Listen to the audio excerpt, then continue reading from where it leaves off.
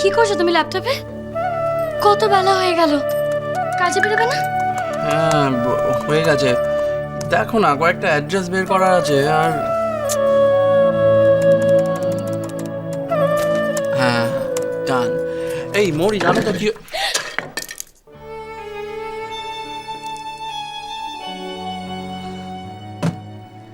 আচ্ছা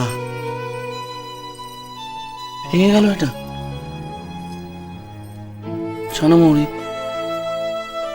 এটা না, এটা আমার খুব প্রিয় ছিল জানো।